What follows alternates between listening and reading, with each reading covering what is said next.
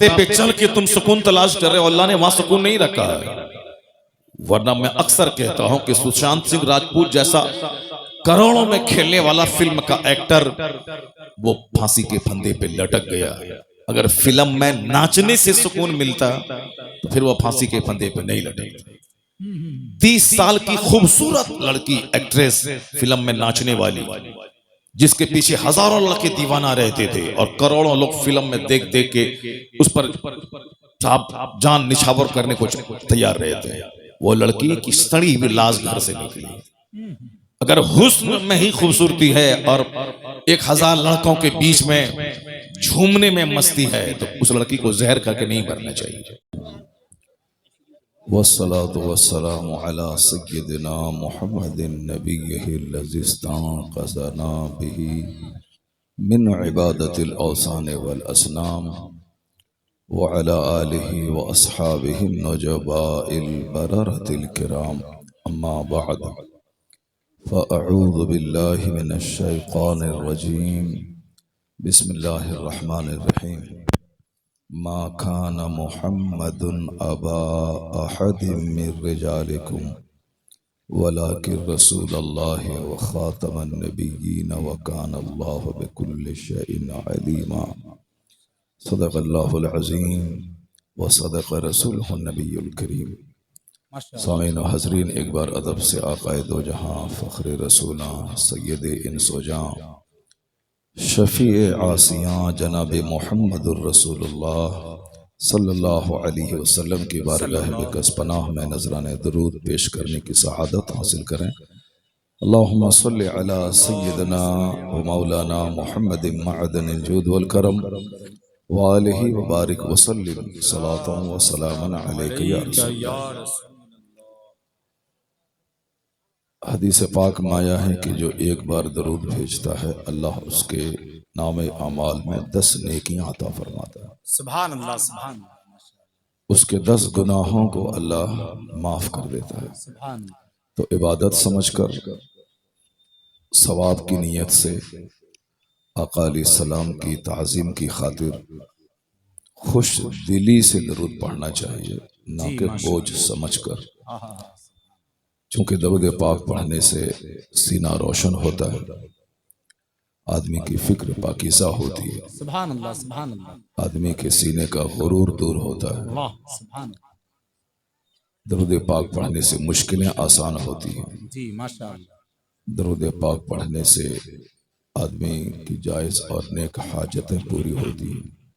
तो एक बार सारे लोग मिलकर खूब बुलंद आवाज से अपने नबी की बारगाह में दरूद पेश करें। पढ़ें अल्लाहुम्मा सल्लि अला सय्यदिना व मौलाना मुहम्मदिन मअदनिल जूद वल करम व आलिहि व बारिक व सल्लिम सलातन व सलामन अलैका या रसूलल्लाह।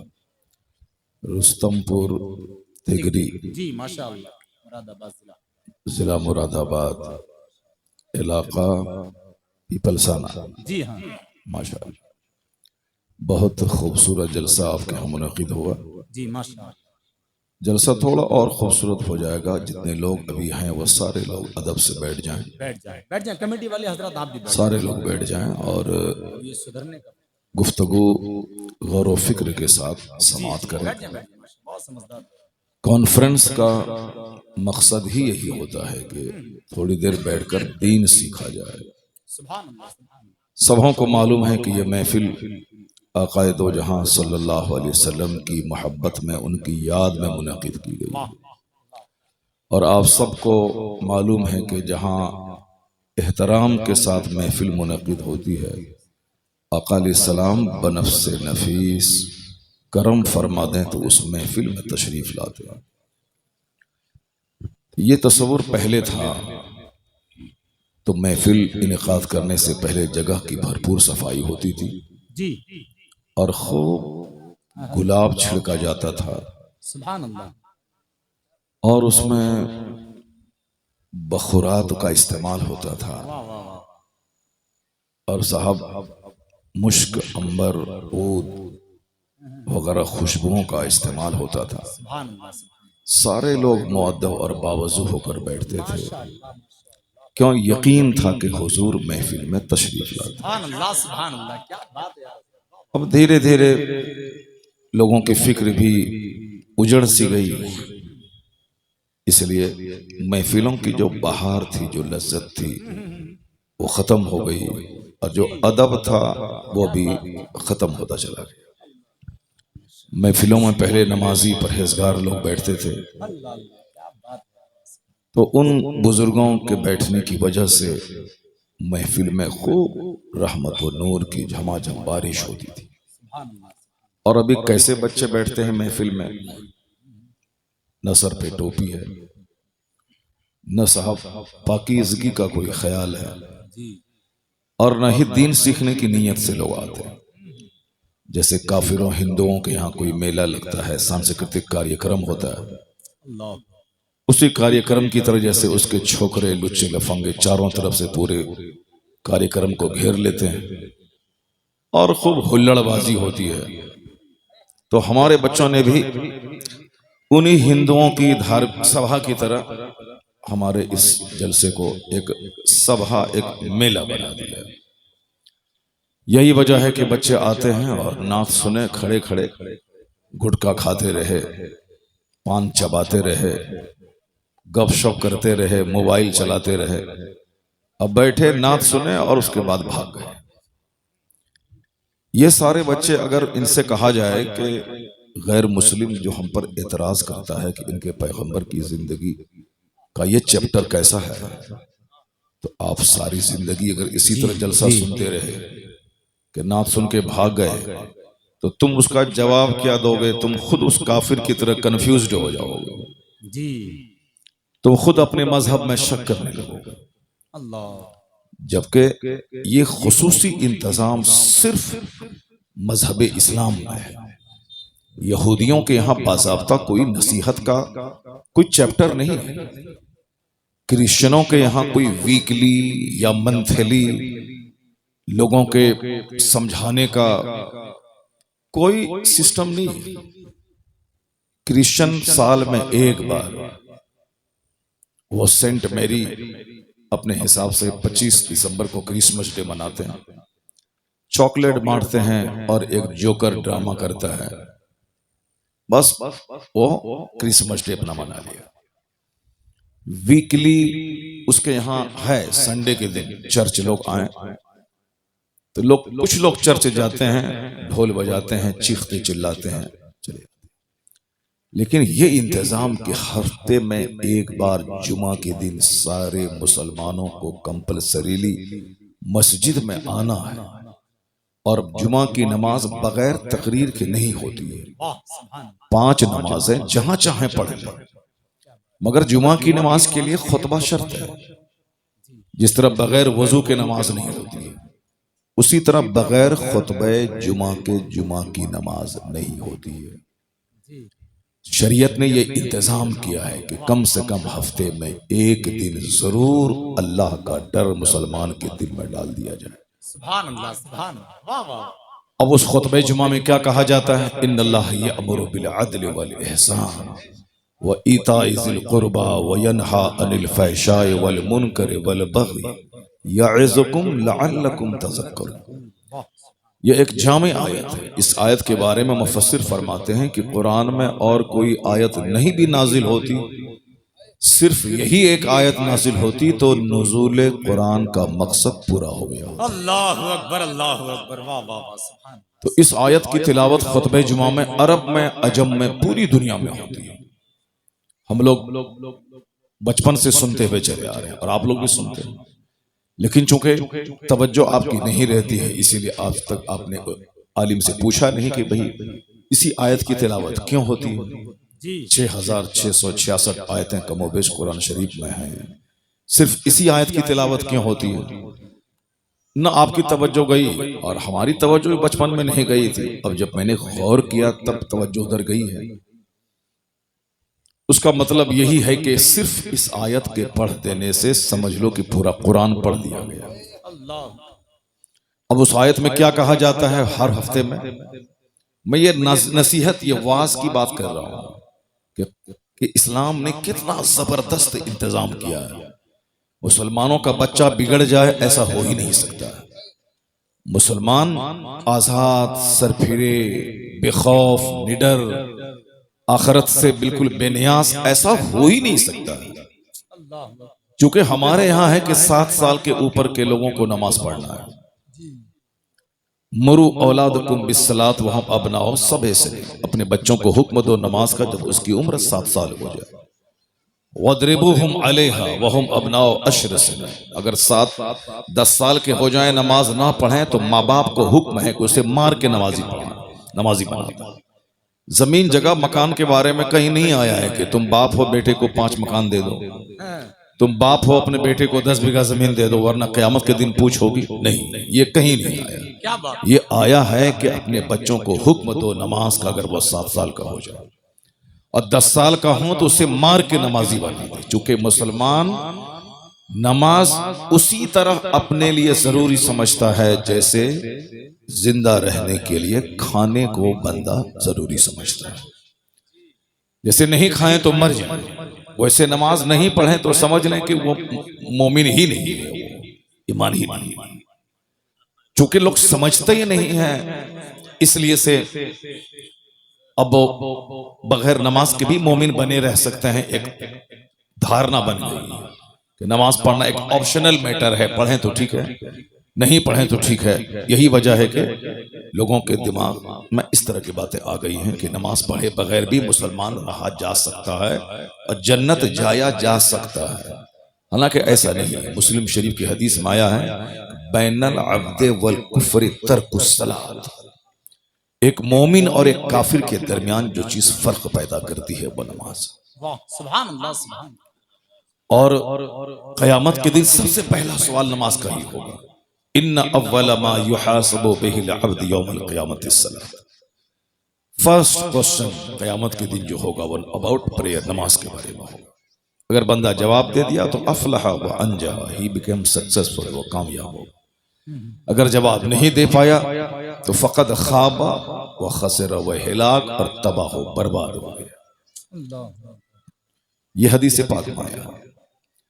अब हर जुमा के दिन जो वाज की हिकमत है वो हिकमत यही है कि चूंकि बंदा फॉरगेटफुल इसका माइंड होता है, भूलने वाला, अभी कुछ सुना 10 मिनट के बाद भूल गया।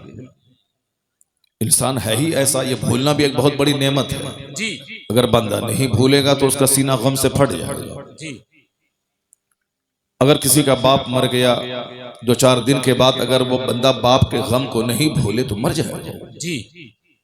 किसी की बीवी मर गई, अगर उस पर सच्ची मोहब्बत उससे वो करता था, अगर उस गम को नहीं भूले तो वो बेचारा पागल हो जाएगा।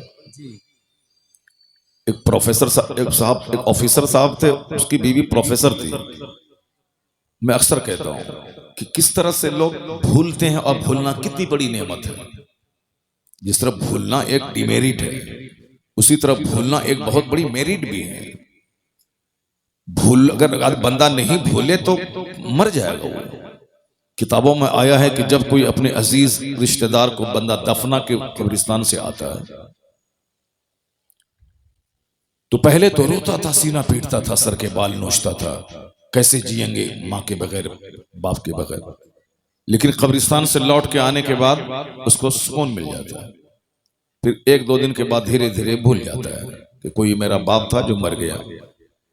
क्यों ऐसा होता है? दफनाने के बाद जब बंदा लौटता है तो फरिश्ते कब्र से मिट्टी उठाकर उनके रिश्तेदारों के सरों पे फेंक देते हैं और कहते हैं कि इज़हबू, जाओ, इसको भूल जाओ और अपनी फिक्र में लग जाओ।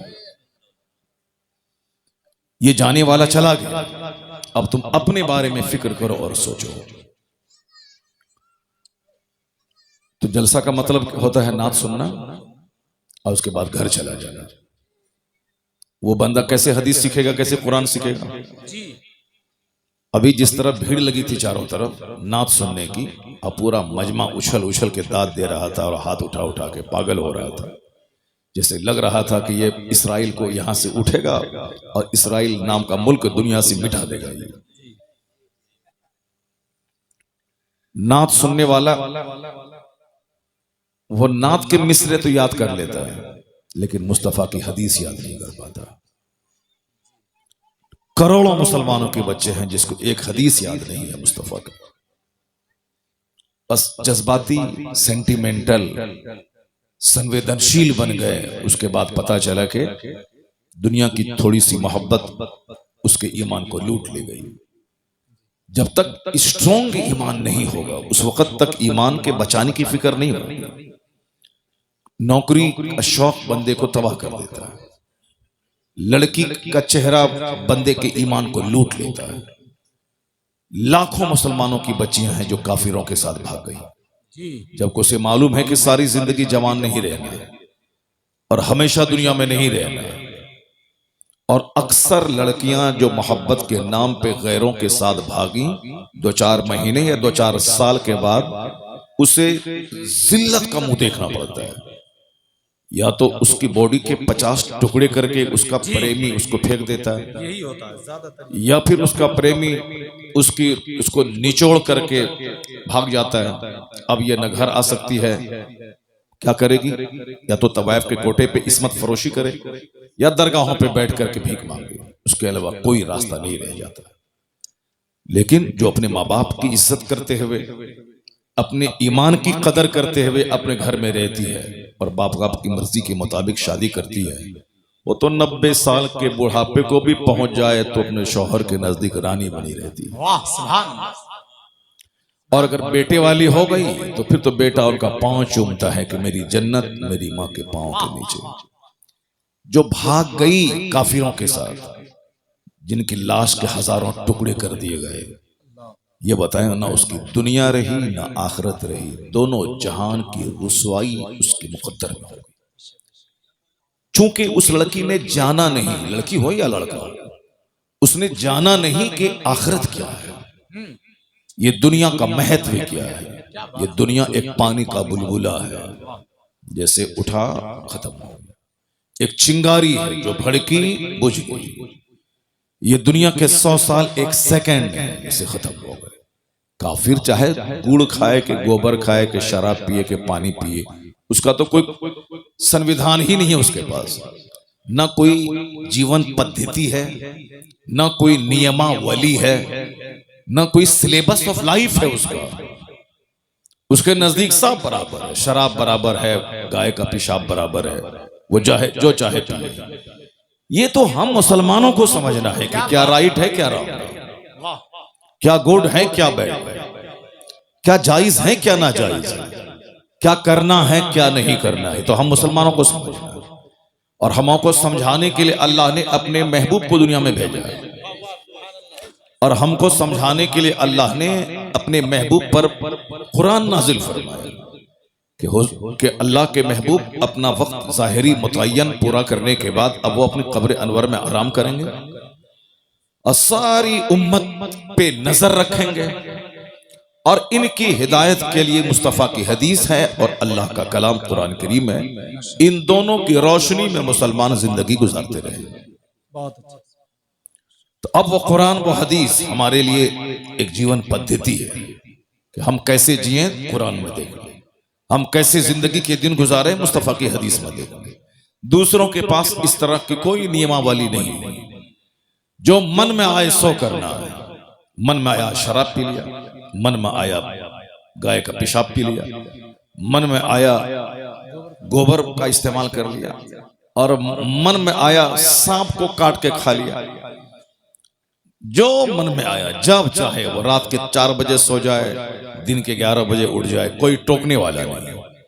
ये तो हर जुमा के दिन मेरा खतीब मेंबर से कहता है कि इन्नल्लाह यअमुरु बिल अदल, अल्लाह तुम्हें हुक्म देता है अदल करने का, अल्लाह तुम्हें हुक्म देता है एहसान करने का, अल्लाह तुम्हें हुक्म देता है अपने रिश्तेदारों को देने का, रिश्तेदारों से लेने का नहीं, निचोड़ने का नहीं।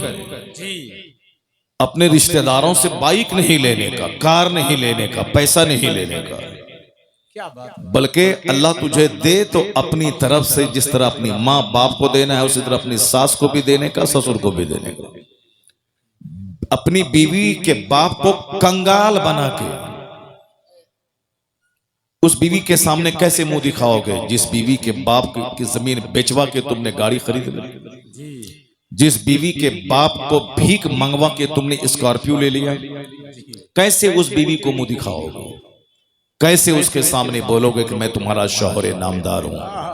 वो बीवी तो बोलेगी तेरे हाथ में जो वॉच है वो तो मेरे बाप ने दिया है, क्या बात, वाह जो तुमने 3 पीस का पैंट शर्ट पहना वो मेरे बाप ने दिया है, क्या बात है, जो तुम्हारे घर में पाँव पोछने वाला है वो तो मेरे बाप ने दिया है, जो तुम्हारे घर का दरवाजे का विंडोज का डोर्स का पर्दा है वो भी मेरे बाप ने दिया है, ये गाड़ी जिस गाड़ी पे चलते वो भी मेरे बाप ने दिया है, तेरा है क्या?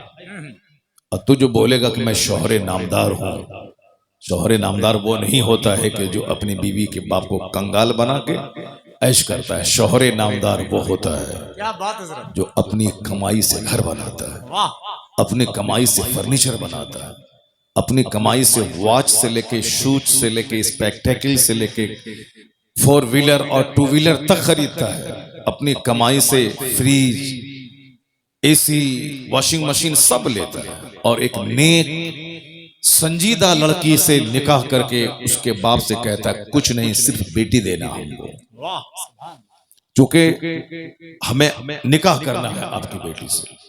नेक लड़की को अपने घर में लाएगा और कहेगा तुम देखो ये मेरा घर है, रानी बन के तुम रहो, ये फ्रिज मेरा है, ठंडा पानी तुम पियो, ये साहब मेरे घर हैं, मैं तो बाहर मारे मारे फिरूंगा 2 रुपए कमाने के लिए, और तुम इसमें क्वीन बन के रहो मेरे घर में। क्या बात, मालूम है जो लड़की अपने शौहर के घर में इस तरह आएगी न कभी तकरार होगी, न कभी लड़ाई होगी, न कभी तलाक होगी, बल्कि अपना दिल शौहर के पांव के नीचे बिछा देगी। वाह, सुभान अल्लाह, ये जीने का एक तरीका है, रिश्तेदार को देने का, लूटने का नहीं, वरना सारी जिंदगी कंगाल रहेगा बंदा। काफिर तो फिनारे जहन्नम, हमेशा के लिए जहन्नम में जलेगा, उसका तो कोई मतलब ही नहीं। चूंकि हमको जन्नत जाना, चूंकि हमको ये दुनिया का 100 साल तो 1 सेकंड है, खत्म हो जाएगा, हमारे लिए आखिरत है। यही हदीस का सबसे बड़ा उन्वान है, यही कुरान पाक का सबसे बड़ा टॉपिक है कि हमारे लिए आखिरत है। तो अक्लमंद है वो जो आखिरत की बात सोचे। ए लड़का, ए कहां भाग रहा है? बैठो, क्या बंदर की तरह करता है यार, छुछंदर की तरह करता है। नात पढ़ता रहा, सुनता रहा, और अभी हदीस पढ़ रहा हूं, भाग रहा है। अगर इसको हिंदुस्तान का हिंदू इसको काटेगा तो कसूर किसका है? जी अगर हमारे घरों को ये काफिर उजाड़े तो कैसे तड़पेगा और कैसे अल्लाह की रहमतों को आवाज देगा? जो मस्जिदों को उजाड़ेगा उसकी जिंदगी में सुख कभी नहीं होगा। जी, जो मदरसे को उजाड़ेगा अल्लाह ताला उसके घर को उजाड़ देगा। क्या बात, जो दीनी मजलिसों को उजाड़ेगा अल्लाह उसकी जिंदगी से सुख चैन को उजाड़ देगा। कभी गौर करते हो कि सारे लोग बंदर की तरह मारे मारे फिर रहे हैं, अरबों में खेलने वाला भी छुछंदर की तरह मारे मारे फिर रहा है, चेहरा काला है, खुदकुशी है, सुसाइड है, जहर खुरानी है, दिन रात का टेंशन है, 1 दर्जन बीमारी में घिर के तड़प तड़प के मर जाना है। सुकून चैन किसके पास है? मकान, दुकान, गाड़ी, छकड़ा, उसी के पीछे सब पागल है। डॉक्टर, इंजीनियर, मकान बनाए, गाड़ी खरीदें, मजा मौज मस्ती करें। हर घर दुखी है। सीने को फाड़ के देखोगे तो 1000 जख्म मिलेगा। इसलिए कि जिस रास्ते में चल के तुम चैन ढूंढ रहे हो उस रास्ते में अल्लाह ने चैन नहीं रखा है। जिस रास्ते पे चल के तुम सुकून तलाश कर रहे हो अल्लाह ने वहां सुकून नहीं रखा है। वरना मैं अक्सर कहता हूं कि सुशांत सिंह राजपूत जैसा करोड़ों में खेलने वाला फिल्म का एक्टर वो फांसी के फंदे पे लटक गया। अगर फिल्म में नाचने से सुकून मिलता तो फिर वो फांसी के फंदे पे नहीं लटकता। 30 साल की खूबसूरत लड़की एक्ट्रेस फिल्म में नाचने वाली, जिसके पीछे हजारों लड़के दीवाना रहते थे और करोड़ों लोग फिल्म में देख देख के उस पर जान निछावर करने को तैयार रहते हैं, वो लड़की की सड़ी हुई लाश घर से निकली। अगर हुस्न में ही खूबसूरती है और 1000 लड़कों के बीच में झूमने में मस्ती है तो उस लड़की को जहर करके नहीं मरना चाहिए। तुम्हें मालूम है कि Charlie Chaplin British film star जिसका एक मशहूर मकूला है कि I like to walk in the rain nobody can see my tears.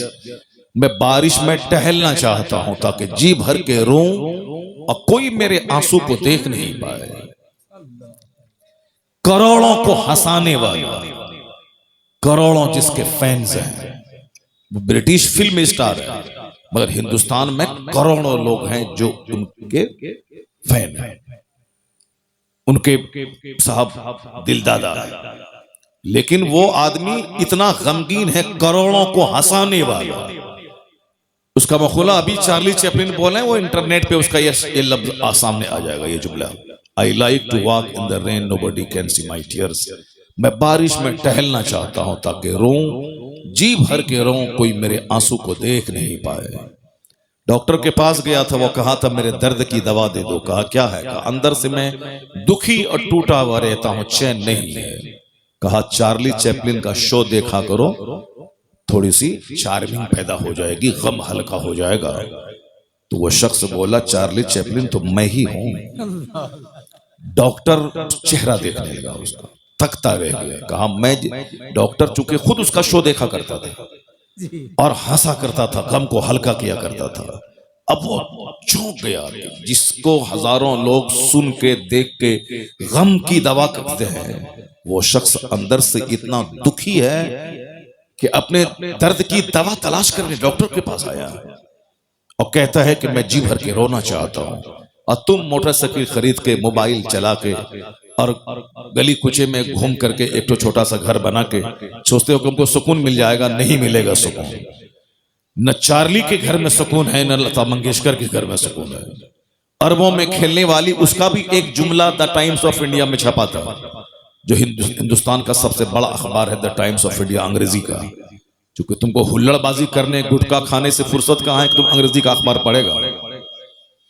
तुम तो उर्दू भी ठीक से नहीं जानते, बस भीड़ लगाया, नाच सुने, भाग गए। अब चाहे इस्लाम कुछ भी कहे, कुरान में जो आया, हदीस में जो आए, जहन्नम ही में चलेंगे, देखा जाएगा, मगर नाचेंगे कूदेंगे। ये अक्लमंदी का तकाजा नहीं है। जुमा के खिताब और ईदैन की तकरीर और हर महफिल मिलाद का वाज किसी भी मजहब में समझाने का इतना सिस्टम नहीं है जो सिस्टम इस्लाम ने हमको दिया।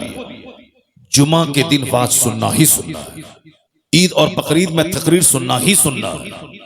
खुतबे निकाह, निकाह की महफिल में पहले खुतबा पढ़ना सुन्नत है। उस खुतबे में कुरान की 3 आयतों की तिलावत होती है और तीनों आयतों में इत्तकुल्लाह कहा गया, अल्लाह से डरो।